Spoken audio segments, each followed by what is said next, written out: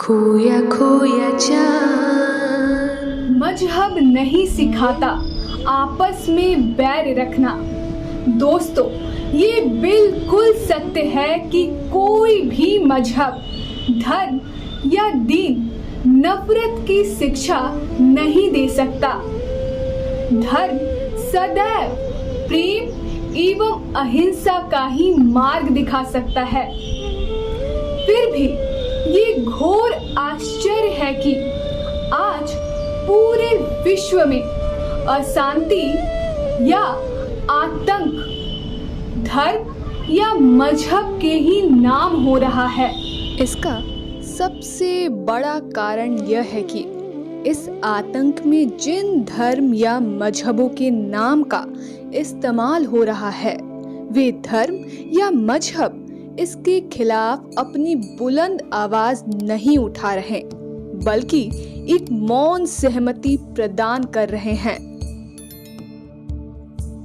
ये नाकामयाबी भी इन्हीं धर्मों या मजहबों के नाम होना चाहिए।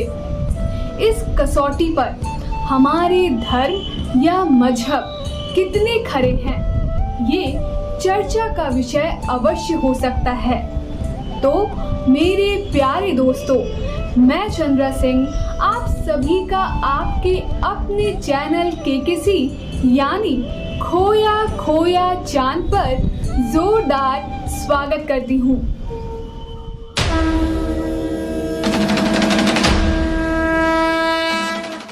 दोस्तों, मैंने अपना सफर इसी चिंता के साथ आरंभ किया था कि कैसे इस धरातल पर अमन एवं शांति का साम्राज्य स्थापित किया जा सकता है, ताकि हमारी दुनिया चांद की स्वप्निल दुनिया की तरह हसीन हो सके। मगर मुझे ताजुब है कि हम मानवों का समाज, जो इस ग्रह का सर्वाधिक बुद्धिमान प्राणियों का समाज है, फिर भी यह हिंसक पशुओं के समाज से भी ज्यादा खतरनाक कैसे और क्यों है? हिंसक पशुओं के पास आक्रमण के लिए सिंग, नाखून एवं दांत है, जिससे वे दूसरे को घायल करते हैं और कभी-कभी प्राण घातक हमले करते हैं। मगर हम इंसानों के पास इतने हथियार और असलहे हैं कि ना उनकी गिनती की जा सकती है और ना ही उनके घातक परिणामों का सही अंदाजा भी लगाया जा सकता है। कभी-कभी यह भी कहा जाता है, यदि इन सभी हथियारों का इस्तेमाल कर लिया जाए तो ये पृथ्वी कई बार तबाह हो सकती है। खुदा बचाए इन बद दिमागों से।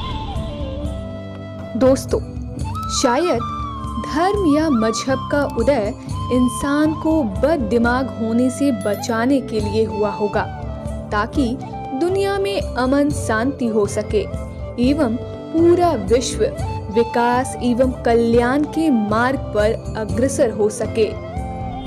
धर्म हो या मजहब, सभी का सूत्र एक शाश्वत सत्य हो सकता है। हाँ, अंतर शब्दों में अवश्य हो सकता है, मगर अर्थों का अंतर कभी नहीं हो सकता। सभी धर्मों का लबोलुबान इंसानियत ही होता है।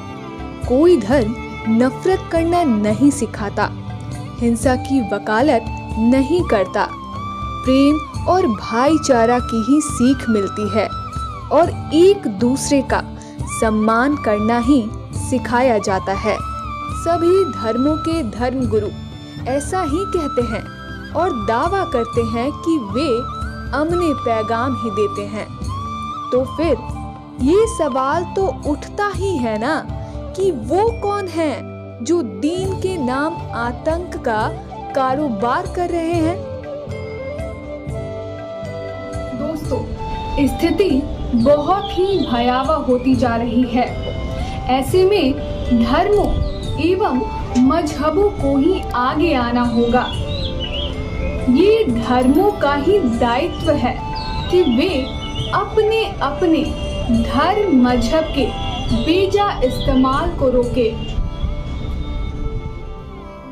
अगर भूतकाल में भी धर्म या दीन के नाम पर कोई गलती, उत्पीड़न, अत्याचार, व्यभिचार या कुछ भी नाजायज किसी अन्य समाज के साथ हुआ है तो उसमें संभव सुधार कर, मरहम लगाने की नई मिसाल पेश कर दीन की असली शिक्षा की पुनर्स्थापना करते हुए समाज की शांति को सुनिश्चित करें।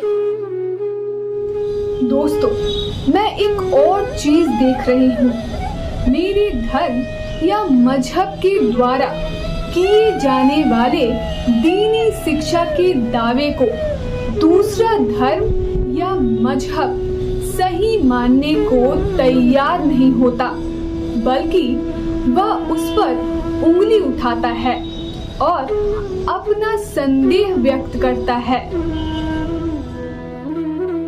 निश्चित ही एक ऐसा अविश्वास का वातावरण हो गया है कि हम दूसरों को गलत ही समझते हैं। इसका एक समाधान हो सकता है कि हम सभी धर्मों ग्रंथों का, चाहे वह वेद पुराण, रामायण महाभारत, गीता हो या बाइबल, कुरान या विश्व का कोई भी अन्य धर्म ग्रंथ हो, सभी का विश्व की अन्य भाषाओं में अनुवाद कर जन साधारण को उपलब्ध कराया जाए ताकि सभी के धर्म ग्रंथों का अध्ययन कर सके। इससे लोगों की भ्रांतियां भी दूर होंगी और एक दूसरे से कुछ सीखने का अवसर भी प्राप्त होगा।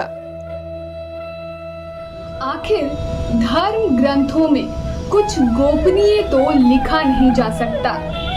वे तो समस्त मानवता को प्रकाश देने के पावन उद्देश्य से ही लिखे गए हैं। एक दूसरे पर विश्वास बढ़ाने का इससे बेहतर और कोई तरीका नहीं हो सकता।